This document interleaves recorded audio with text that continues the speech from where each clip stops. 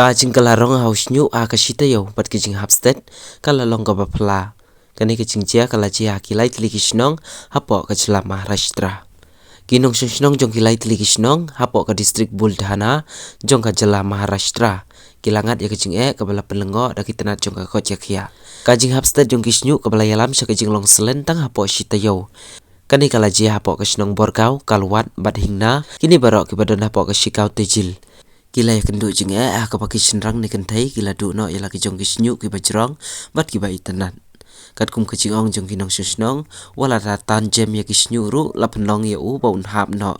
Ka jinglong ka bashirkai jong ka jinglong jingman ka bala pelong ya ka jingting ka bajur hakeleng kini ki Shnong ka tanat ka Khotyakhya jong ka jela kala sedang bentok kit state ban lap ya ka daw jong ka Jinghap kan san jong kini ki Shñiuh ka officer jong ka Khotyakhya jong ka Shikau ka doktor dipali rahikar kala patai penia ahlor ka te jinglong jingman kala ong ru bangin salum ya ka nuksa bangin sates ya ka ka badan hapo kita gilai tili ki Shnong.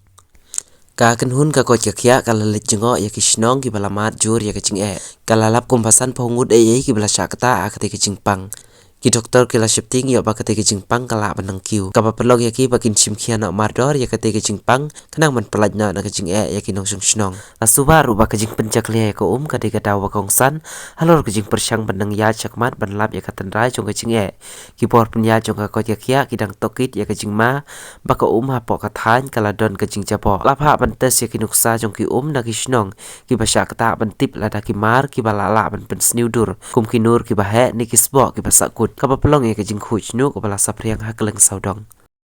गेल्या काही दिवसात तिन्ही गावातील अनेक नागरिकांनी केस गळतीची समस्या सांगितली. त्यामध्ये महिलांची संख्याही लक्षणीय आहे. हा प्रकार होऊनही आरोग्य विभाग यात काहीच करत नव्हतं. त्यामुळे नागरिक खासगीत उपचार घेत होते. शॅम्पूनं असा प्रकार घडत असावा असं डॉक्टरांचं मत असलं तरी कधीही आयुष्यात शॅम्पू न वापरणाऱ्या नागरिकांचेही केस जात असल्याने नागरिकांमध्ये खळबळ उडाली.